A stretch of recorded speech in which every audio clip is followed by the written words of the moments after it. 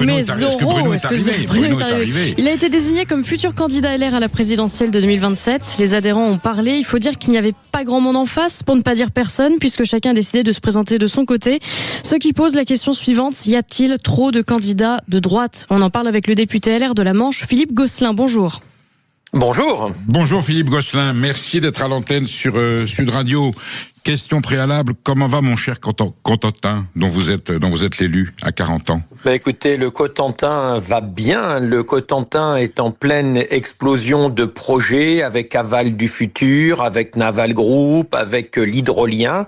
Et notre préoccupation va être peut-être davantage de gérer l'abondance, entre guillemets, que de gérer la crise. Mais attention à ce que cette abondance ne bouleverse pas le territoire, n'ait pas un rôle aussi d'aspiration sur les équipes qui existent déjà dans des entreprises présentes. Mais on va dire qu'on va bien et avec des paysages merveilleux, puisque vous me tendez la perche, je la saisis au bon. Venez dans la Cotentin, venez dans la Manche. Quel littoral merveilleux, la Manche, voilà, de Cherbourg jusqu'à Avranches, en passant par 40 ans, bien entendu, qui vous est cher, monsieur le député. Et j'irai jusqu'à dire que le lait cru de vache normande du Cotentin est le plus exquis de toute la France. Je prends la responsabilité écoutez, vous savez politique. que moi, je vous garde avec moi pour toute la journée et les jours qui viennent, on va faire un malheur ensemble. On prendra date. Alors, monsieur le député, cher Philippe Gosselin, je vous appelle pour décrypter un petit peu la situation, d'abord du parti Les Républicains, de la droite en général. Il y a, comme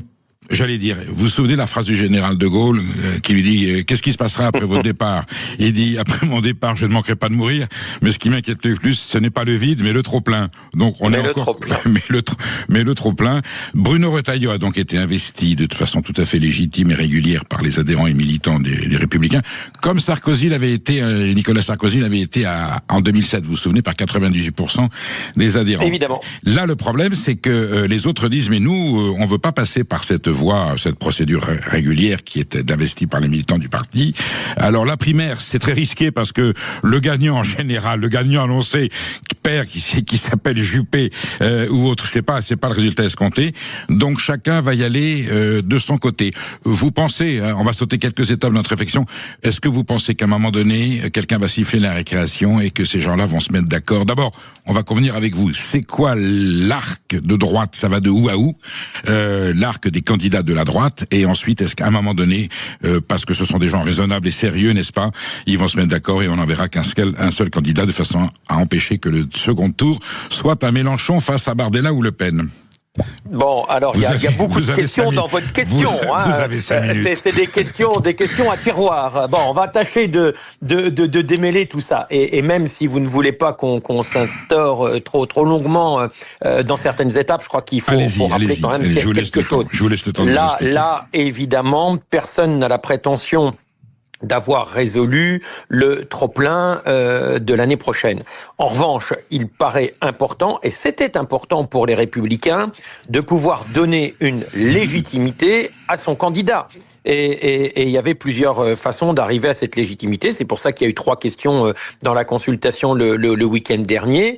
Maintenant, il est apparu à une très très large majorité, pratiquement 75% de ceux qui ont voté, que le président du parti avait toute légitimité pour être le candidat Les Républicains. Ça n'épuise pas tous les sujets sur les candidats possibles, mais c'est important que notre parti ait une légitimité, que son président ait la légitimité pour se présenter et se revendiquer comme le candidat. Après, vous savez, il suffit pas, évidemment, et là je vous rejoins bien sûr, comme nombre de nos concitoyens, il s'agit pas de dire je suis candidat pour être élu, ça serait trop simple. On est élu sans doute parce qu'on est candidat, mais parce qu'on a un projet à défendre, parce qu'on s'impose face à d'autres, parce qu'on s'est agrégé autour de soi et créer une dynamique.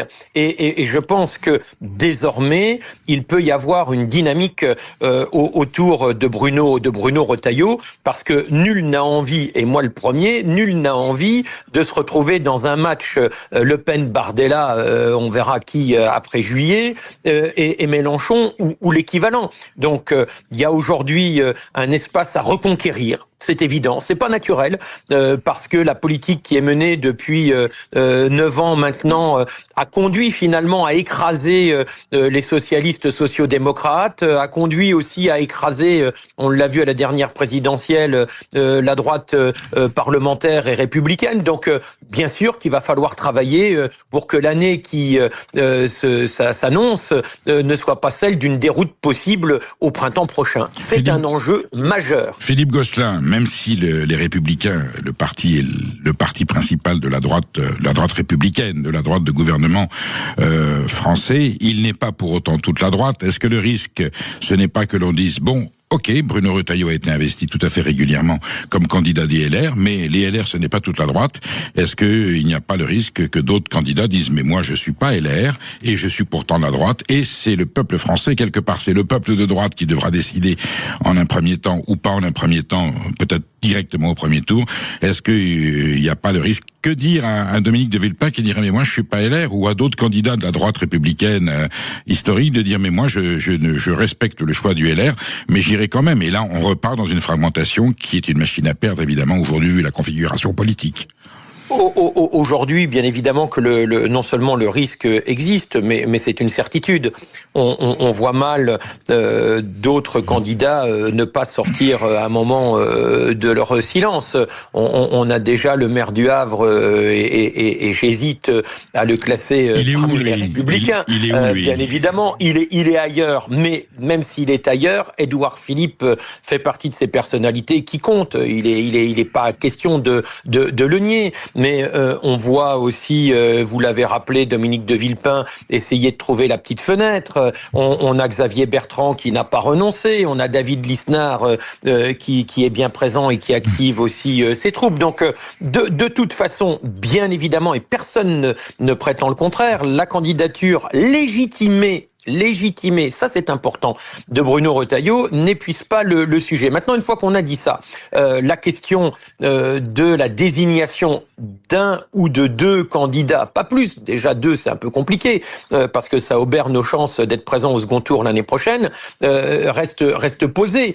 Et organiser des primaires, très bien, mais qui est prêt aujourd'hui à se soumettre à des primaires? C'est aussi un vrai sujet. D'abord, on ne sait pas avec qui on l'amènerait, ok, le peuple dit de droite, très bien, mais qui est ce peuple? D'où va-t-il et jusqu'où va-t-il? Quelles sont les règles du jeu? Et là-dessus, tout le monde peut sauter sur sa chaise comme un capri. Vous citiez le général de Gaulle, je vais le citer à mon tour, mais en réalité, personne n'a la martingale. Et faire des primaires, très bien. Maintenant, moi, j'espère, en attendant d'autres moyens que la Vox Populi, j'espère que d'ici à la rentrée de septembre, on a encore un petit temps, l'opinion publique dégagera, parce qu'il y aura des signaux, parce qu'il y aura un projet, parce qu'il y aura déjà un esquisse de programme, etc., dégagera peut-être son futur champion. Ce n'est pas le cas, si ce n'est pas le cas à la rentrée de septembre, là, effectivement, il faudra se poser la question, parce que si on devait désigner trop tardivement le champion de la droite pour être candidat à l'élection présidentielle en 2027, on arriverait trop tard. C'est d'ailleurs ce qu'a rappelé Valérie Pécresse en disant que la désignation en décembre la dernière fois était beaucoup trop courte, et d'autres éléments. Mais celui-là aussi. Philippe Gosselin, on prend le risque de devoir se référer au sondage. Parce que les éléments dont vous parlez, les programmes, les déclarations, ce sont les sondages qui donnera. Est-ce que on pourrait avoir la sagesse, mais est-ce que ce serait démocratique de dire bon bah écoute, les sondages te mettent en tête, c'est toi qui y vas. Autre paramètre, Philippe Gosselin, on est dans le parlons vrai dans cette radio. Dites-moi franchement, le fait de se porter candidat à la présidence de la République vous permet de jouer dans la configuration politique future. Il y en a qui savent très bien qu'ils sont pas présidents de la République, mais est-ce que c'est pas l'occasion de négocier un poste dans le gouvernement, une part de responsabilité dans le futur mandat, en disant mais comme je suis candidat, je te vends mes voix, je te vends mon retrait de la candidature. Je pense à David Lisnard, mais ça pourrait être aussi l'occasion pour les autres de dire ok, je me retire, on a un candidat commun, mais qu'est-ce que tu me proposes en échange? Et on tombe dans un marchandage politique qui correspond pas forcément à ce que les Français attendent. Qu'est-ce que vous en pensez? Alors écoutez, moi je vous parlerai pas de marchandage politique, mais avant de marchander quoi que ce soit, il faut déjà exister. Et donc, il me paraît important qu'un parti comme les Républicains puisse exister.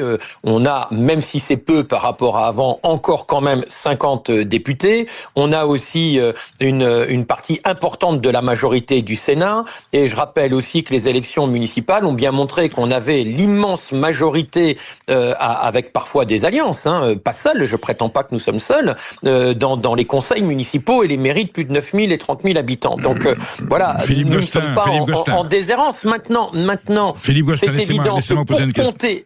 Laissez-moi vous poser une question. Si David Lisnard ou Xavier Bertrand ou Dominique de Villepin font 3, 4, 5, 6, 7, ils diront je te vends mes 7%. C'est inévitable et c'est ça le risque.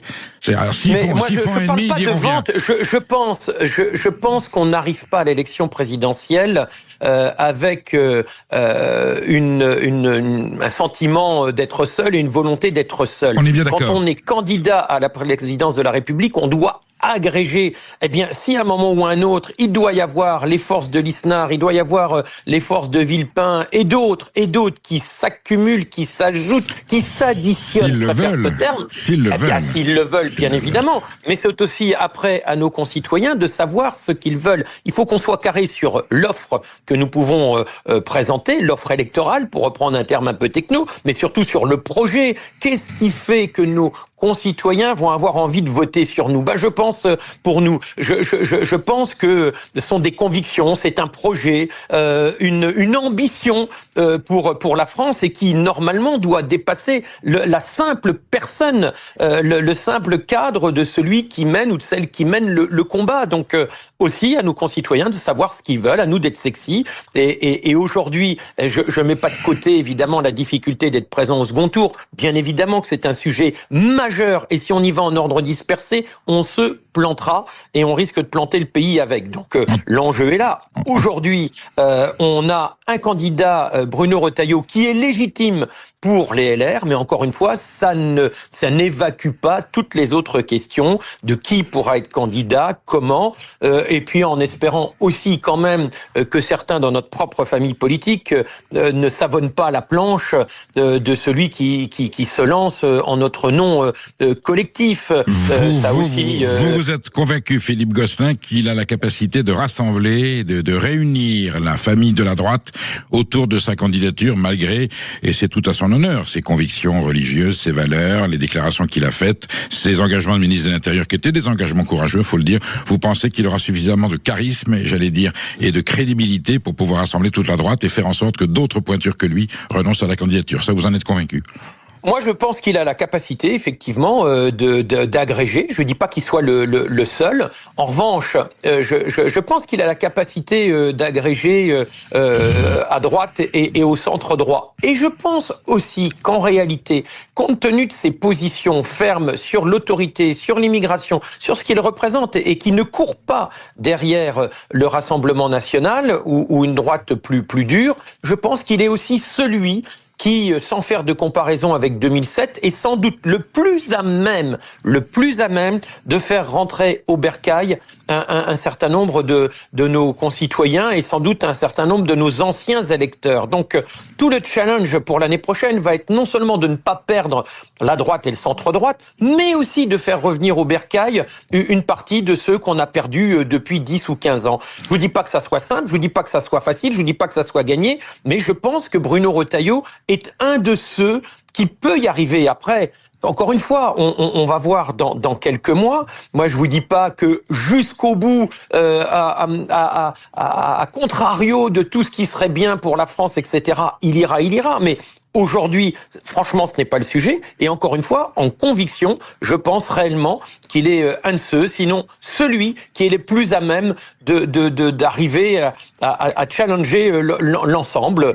Après, encore une fois, on verra la Vox Populi, on verra non pas les sondages au sens où je me remettrai au sondage, mais ce que dégage l'opinion publique est aussi quelque chose d'important. Philippe Gosselin, merci. D'ici que je vienne vous voir dans le Cotentin, eh bien, nous aurons peut-être l'occasion de vous rappeler pour voir où ce projet évolue et savoir si, en bon climatologue de la droite que vous êtes, c'est bien l'étoile Retailleau qui est celle qui rassemblera la droite. Merci d'avoir été sur Sud Radio en direct. À très bientôt. Et bientôt dans la Manche, et merci à vous. Au revoir. L'aide annoncée par Sébastien Lecornu